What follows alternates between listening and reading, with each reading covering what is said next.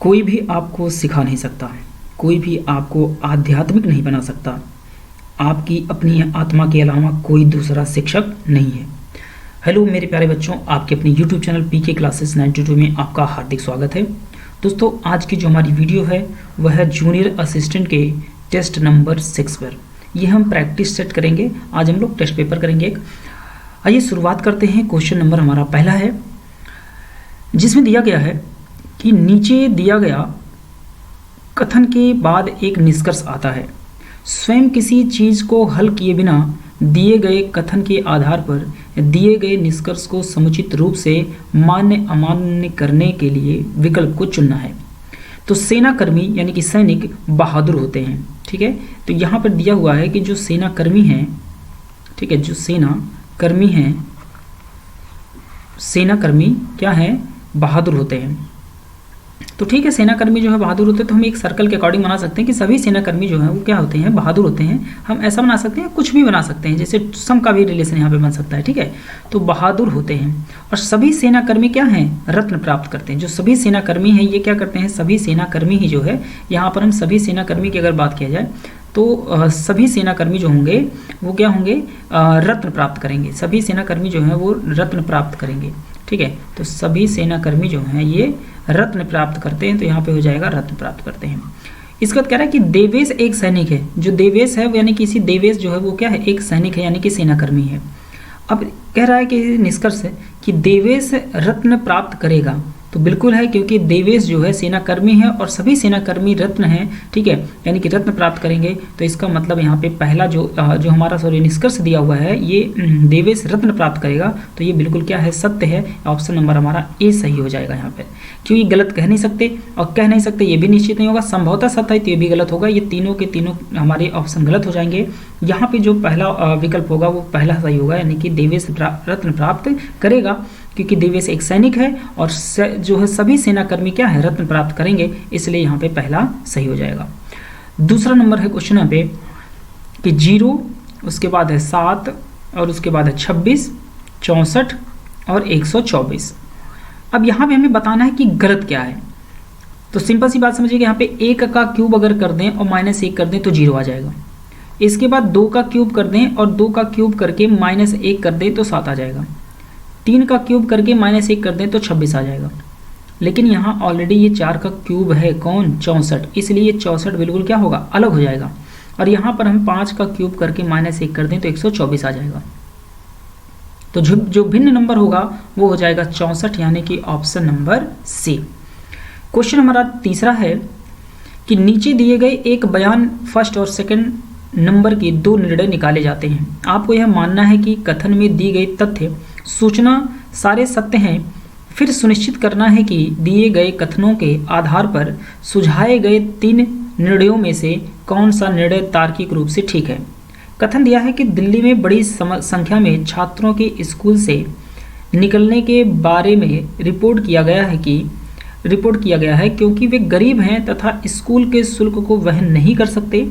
सूचना है कि दिल्ली में बड़ी संख्या में छात्र स्कूल छोड़ रहे हैं क्योंकि वे गरीब हैं और स्कूल शुल्क वहन नहीं कर सकते। तो निर्णय हमें लेना है कि इस ऐसे सिचुएशन में क्या कर सकते हैं। तो पहला है कि ऐसे छात्रों को स्कूल से पूर्ण मिलाप के लिए सरकार को तुरंत एक कार्यक्रम शुरू करना चाहिए। तो ये बिल्कुल सत्य है, क्योंकि ऐसे केसेस में यही एक ऑप्शन है कि हम ऐसे में एक कार्यक्रम शुरू करें और उसके बारे में डिस्कस करें कि इससे क्या समस्या है।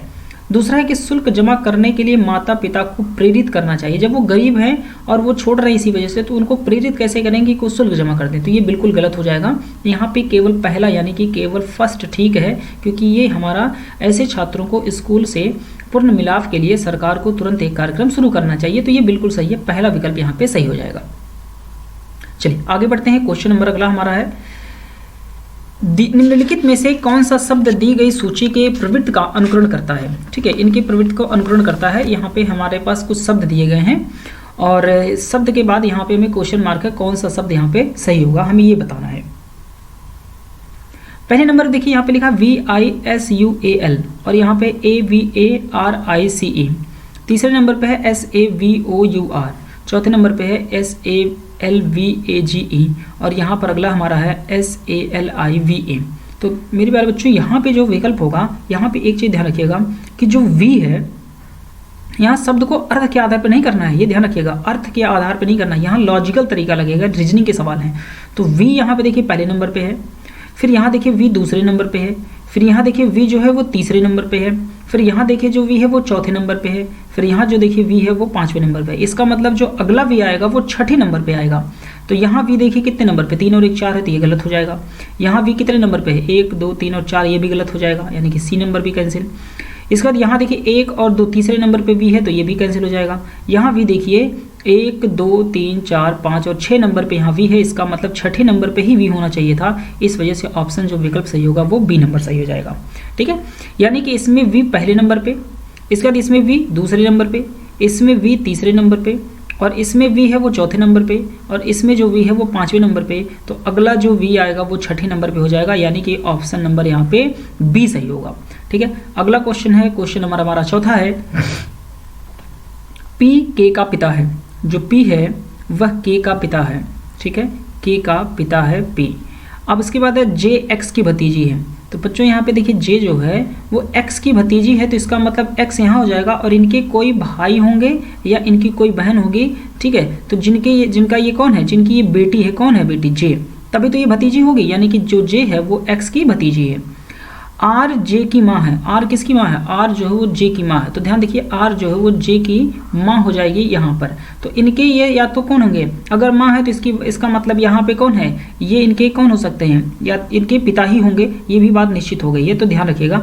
लेकिन अभी भी जो है यहाँ पे क्लियर नहीं होगा कि ये इनका कौन है, इनके भाई हैं या इनके कौन है, बहन है। हो सकता है कंडीशन कुछ और भी हो सकती है, क्योंकि इनके भी कौन हो सकते हैं, इनकी भी ये भाई हो सकते हैं या बहन हो सकती है, तब भी भतीजा लगेगा। ठीक है, तो आगे कंडीशन पे हम देख लेते हैं कि कह रहा है कि के एक्स का भाई है। जो के है वो किसका भाई है, वो एक्स का भाई है। जो के है वो एक्स का भाई है। ठीक है, तो के एक्स का भाई हो जाएगा, तो इसका मतलब ये बहन, और इनके इनके भाई हैं या इनकी बहन है, तो भतीजा कैसे लगेगा, भतीजा का रिलेशन बहुत कुछ हो सकता है। ठीक है, ध्यान रखिएगा। और इनकी आर जो है ये माता है, यानी कि किसकी माता है, जे की माता है। तो आर जो है वो जे की माता है। ठीक है, और जे जो है किसका है, जे एक्स का भतीजा है, सॉरी भतीजी है। ठीक है, तो कह रहे हैं पी के केवल 2 बच्चे हैं। अब पी के देखिए 2 बच्चे हैं, तो अगर एक्स का भाई कौन है, के है, तो इसका मतलब पी के 2 बच्चे एक्स और के होंगे। अब पूछ रहा है कि निम्नलिखित में से कौन सा कथन सही है। तो एक्स आर की साली है।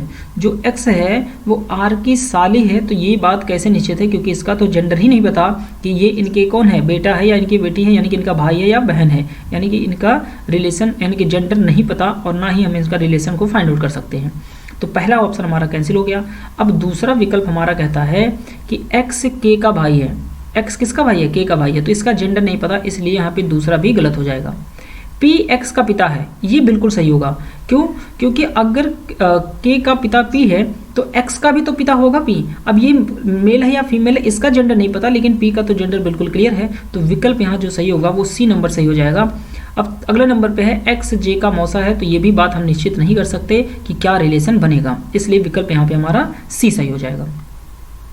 आगे बढ़ते हैं, क्वेश्चन नंबर अगला है कि प्रश्न में एक कथन दिया गया है जिसके आगे 2 निष्कर्ष निकाले गए हैं। आपको मानना है कि कथन सत्य है, चाहे वह सामान्यतः ज्ञात तथ्यों से भिन्न प्रतीत होता हो। आपको निर्णय करना है कि दिए गए निष्कर्षों में से कौन सा या कौन से निश्चित रूप से कथन द्वारा सही निकाला जा सकता है। अब यहाँ देखिए जो चित्र संख्या है, पहले का दूसरे से हमें फॉलो करना है और तीसरे को चौथे में अप्लाई कर देना है। तो पहला जो ग्राफ बनेगा, वर्ग बनेगा, यहाँ से कटा है तो ये देखिए कट का निशान है, जो बाकी शेष हिस्सा बचा हुआ है वो यहाँ पे आ गया।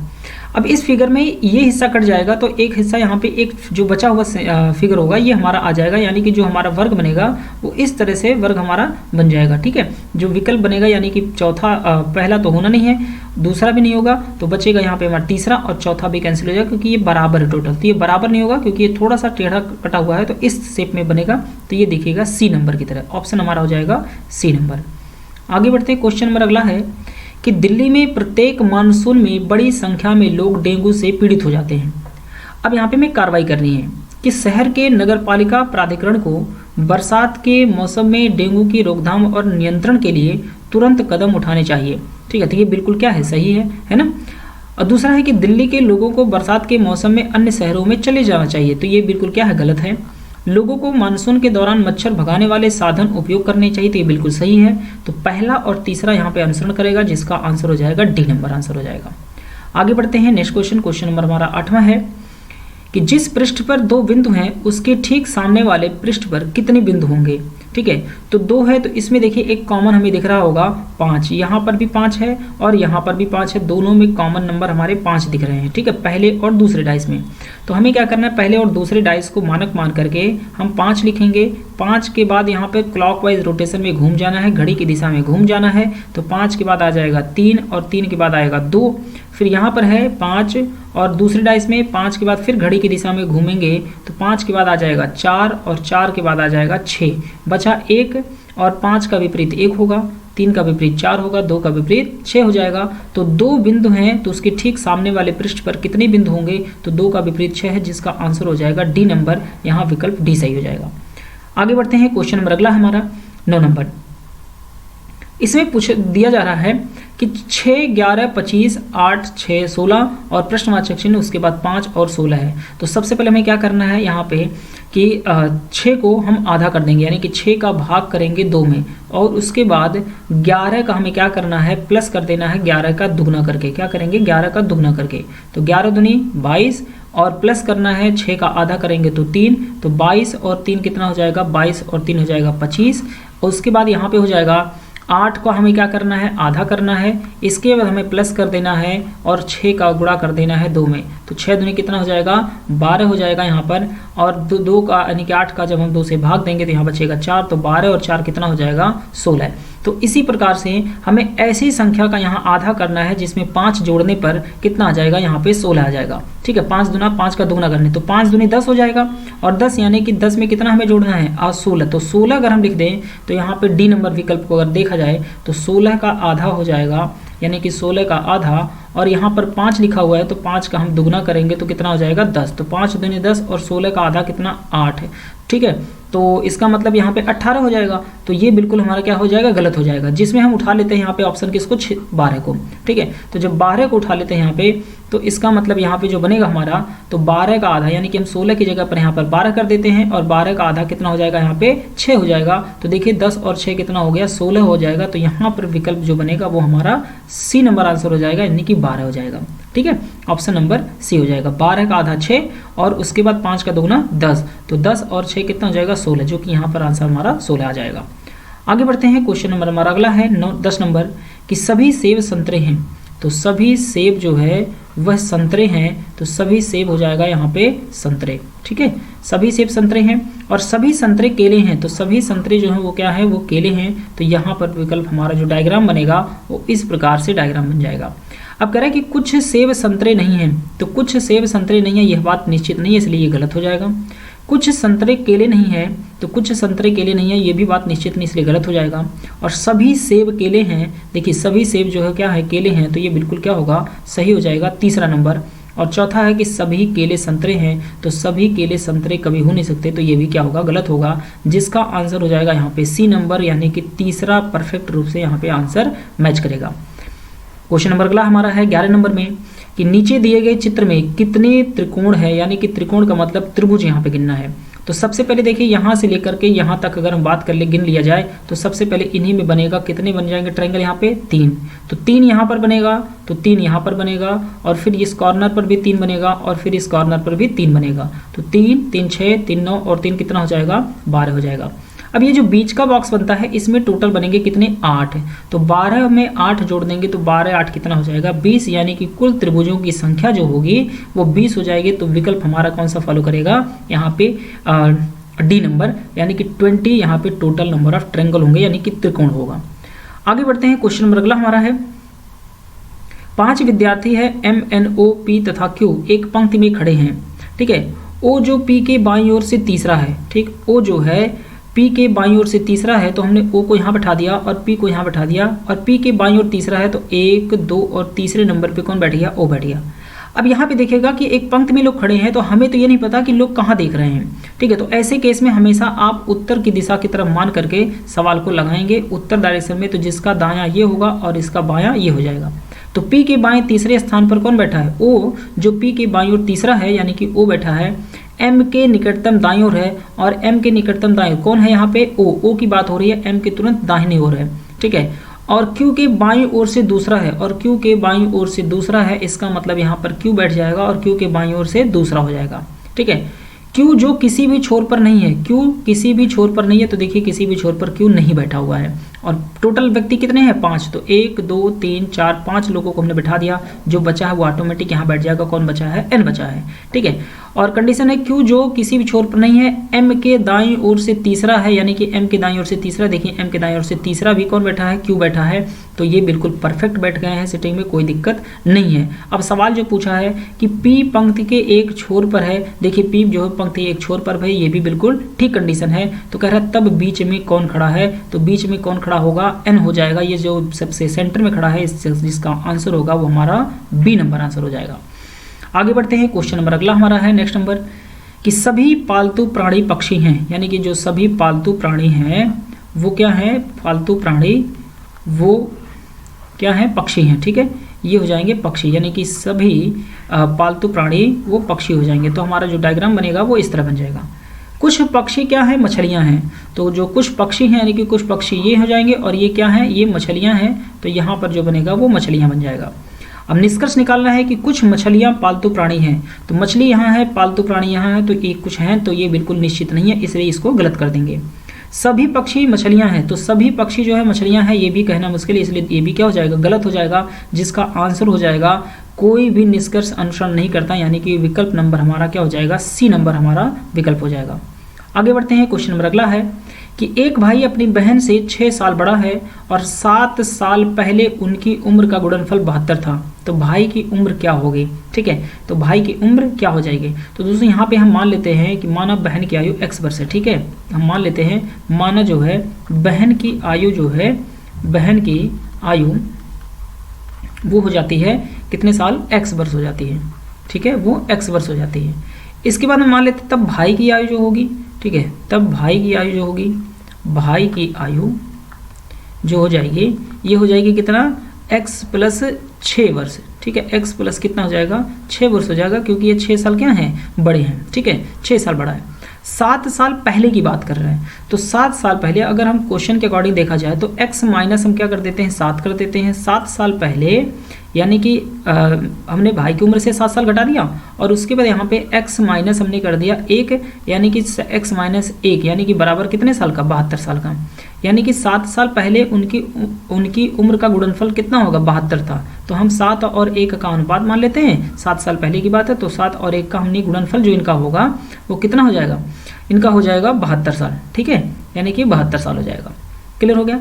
अब आगे अगर हम बात करें तो ध्यान दीजिएगा, x माइनस यहाँ पे 7 और x माइनस यहाँ पे कितना हो जाएगा, 1 हो जाएगा, ठीक है। अब हमें कंडीशन ये निकालना है कि इनकी भाई की उम्र क्या होगी, भाई की उम्र क्या होगी, ठीक है, हमें ये फाइंड आउट करना है कि भाई की उम्र क्या होगी।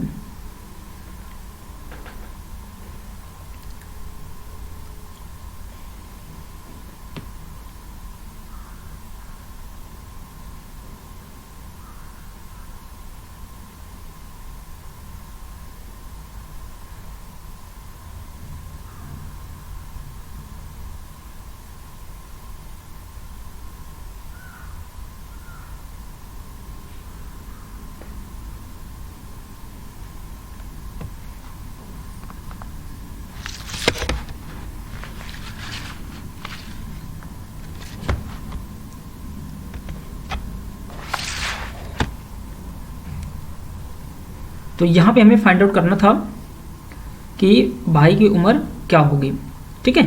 तो x माइनस हमने क्या मान लिया, 7, और x माइनस 1 बराबर कितना है, 72 है। तो यहाँ पर हम लिखेंगे कि x स्क्वायर माइनस 7x, और यहाँ पे फिर हो जाएगा गुणा करेंगे जब इनका, तो यहाँ हो जाएगा फिर x प्लस कितना हो जाएगा, 7x, और माइनस x प्लस कितना हो जाएगा, 7, और बराबर कितना हो जाएगा, 72 हो जाएगा, ठीक है। अब इसी को फिर से हम सॉल्व करेंगे तो x स्क्वायर और माइनस यहाँ पे कितना हो जाएगा, 8x, और प्लस में कितना 7, और बराबर कितना हो जाएगा, 72। अब इसी को फिर आगे हम कंटिन्यू करेंगे तो x स्क्वायर माइनस यहाँ हो जाएगा 8x, और माइनस यहाँ हो जाएगा 65, ठीक है, और बराबर कितना 0 के। तो अब फिर इसी को फाइंड आउट करेंगे तो हम लोग, तो x एक्स स्क्वायर माइनस यहाँ पे कितना हो जाएगा 13x, ठीक है 13x हो जाएगा, और प्लस में यहाँ पे कितना हो जाएगा 5x और माइनस कितना हो जाएगा यहाँ पे 65 हो जाएगा, ठीक है यहाँ पे माइनस हो जाएगा 65 और बराबर कितना हो जाएगा 0 हो जाएगा, ठीक है। अब इसी को फिर से हम आगे कंटिन्यू करेंगे, तो जब आगे करेंगे तो यहाँ हो जाएगा x और यहाँ हो जाएगा x और माइनस यहाँ पे कितना 13 और फिर से आगे जो बनेगा प्लस में 5 और यहाँ बनेगा x माइनस 13 और बराबर कितना हो जाएगा 0 हो जाएगा, ठीक है। इसके बाद यहाँ पे जो वैल्यू आएगी वो आ जाएगी x माइनस कितना हो जाएगा, पक्षांतर जब हम इनको सॉल्व करेंगे तो x माइनस 13 और यहाँ हो जाएगा x प्लस में कितना 5 हो जाएगा, ठीक है, और जिसके बराबर कितना है 0। तो x बराबर जो वैल्यू आई है वो कितनी आई है, वो 13 आ गई है। तो यहाँ पे जो भाई की उम्र होगी, तो भाई की उम्र कितनी है, x प्लस 6 है, तो इसका मतलब x की वैल्यू 13 है। तो हम यहाँ पे क्या करेंगे 13 में और प्लस 6 कर देंगे तो 13 6 कितना हो जाएगा 19 वर्ष, यानी कि उसके भाई की उम्र जो आएगी वो 19 वर्ष आ जाएगी। ऑप्शन नंबर डी हो जाएगा। तो यहाँ देखिए भाई की उम्र हमने x प्लस कितना माना था 6 माना था, जिसमें x की वैल्यू हमारी कितनी आ गई है 13 आ गई है। तो x प्लस कितना 6, तो भाई की उम्र हो जाएगी 13 और 6 कितना 19 वर्ष हो जाएगी। जी कोई विकल्प नंबर यहाँ पे क्या होगा, हमारा आंसर डी हो जाएगा। अगले क्वेश्चन तरफ बढ़ते हैं। क्वेश्चन हमारा अगला है कि a और b की औसत आयु 18 वर्ष है। तो मान लीजिए a प्लस b की जो औसत आयु है, यानी कि औसत आयु, ठीक है, क्या है यहाँ पे औसत आयु, इसको ध्यान रखिएगा। औसत का मतलब होता है कि यानी कि जब हम औसत आयु जो दिया जाता है हम उसको क्या करते हैं औसत आयु, तो आयु को योग में बदलने के लिए हम क्या करते हैं गुणा कर देंगे, जितने व्यक्ति उतने से गुणा। तो कितना है a प्लस b की जो औसत आयु का योग जो बनेगा वो हमारा बनेगा 18 का दुगना कर देंगे, यानी कि 2 लोग हैं तो 18 दूनी कितने हो जाएगा 36, यानी कि a प्लस b की आयु का जो योग होगा वो 36 वर्ष होगा। फिर कह रहा है कि 3 साल के बाद सी उसमें शामिल होता है, यानी कि 3 साल बाद सी शामिल होगा। तो जो कि ये वर्तमान में अगर हम लाते हैं, यानी कि 3 साल के बाद की अगर हम बात करें, सॉरी वर्तमान नहीं होगा, हम 3 साल के बाद की बात करें कि 3 साल के बाद जो होगा तो ए में 3 साल बढ़ाएंगे और प्लस में बी में 3 साल बढ़ाएंगे, तो टोटल कितने बढ़ेंगे, टोटल यहाँ पे 6 साल, यानी कि 3 साल के बाद 36 और 6 कितना हो जाएगा 42, यानी कि ए प्लस बी की जो आयु का योग होगा 3 साल के बाद वो 42 वर्ष हो जाएगा। कितना हो जाएगा 42 वर्ष, ठीक है। औसत आयु का मतलब हमने जितने लोगों उतने से गुणा कर देते हैं। तो a प्लस बी की जो औसत आयु होगी वो 42 वर्ष होगी, ठीक है, यानी कि कितने साल के बाद 3 साल के बाद, ठीक है, ये 42 हो जाएगा, उनकी आयु का योग होगा, ठीक है। अब कह रहे हैं a प्लस ए बी और सी की आयु का औसत 22 वर्ष है।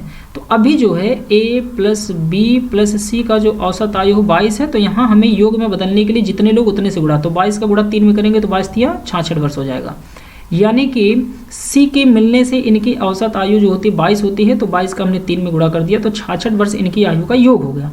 और इनकी आयु को 2 लोगों का a प्लस बी की आयु का योग कितना है 42 है, तो 42 में से हम 66 को घटा देंगे, तो यानी कि जो हमारी सी की वैल्यू आएगी वो कितनी आ जाएगी 66 माइनस कर देंगे 42, जिसकी जो वैल्यू होगी वो आ जाएगी कितनी 24 वर्ष हो जाएगी, यानी कि जो सी है वो कितने साल का है, वो 24 साल का है। ऑप्शन नंबर यहाँ पे सी फॉलो करेगा, ठीक है। अगर आप चाहें तो a प्लस बी की वैल्यू कितनी 42 है, तो आप यहाँ पे a प्लस बी की वैल्यू लिख सकते हैं कितना 42 और प्लस में सी और बराबर कितना हो जाएगा 66 हो जाएगा।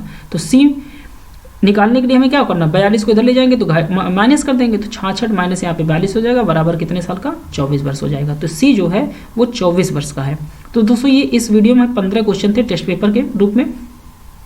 आई होप आपको लोगों को वीडियो पसंद आई होगी, तो प्लीज़ वीडियो को लाइक करें और अपने दोस्तों के साथ इसको शेयर करें, और चैनल पर नए हैं तो चैनल को सब्सक्राइब जरूर करिएगा। और इसकी PDF आपकी जो है टेलीग्राम पर अवेलेबल होगी, वहाँ से आप लोग इसको डाउनलोड कर सकते हैं। बहुत सारे उस पर टेस्ट पेपर पड़े हुए हैं और टॉपिक वाइज क्वेश्चन है, हज़ार क्वेश्चन पड़े हुए हैं हर रीजनिंग के हर टॉपिक पे। तो नाम हमारा क्या है, इसी के नाम से टेलीग्राम पे है, PK क्लासेस 92 सर्च करेंगे, आगे ऑफिशियल लिखा होगा और सेम यही लोगो आपको दिखेगा वहाँ पे, ठीक है। तो उसको ज्वाइन करिए, और कोई भी प्रॉब्लम होती है तो कमेंट जरूर करिएगा, अगर कोई सुझाव है सजेस्ट करिएगा, उसको सुधार किया जाएगा। और आगे इन फ्यूचर इसी तरह से सभी पेपरों के एग्जाम के कम से कम 50 ST तो हर जितने भी एग्जाम होंगे, SSC का, रेलवे का, SSC GD के सब के कम से कम 50 टेस्ट पेपर में सॉल्व कराऊंगा। तो मिलते हैं दोस्तों नेक्स्ट वीडियो में, तब तक के लिए थैंक यू वेरी मच।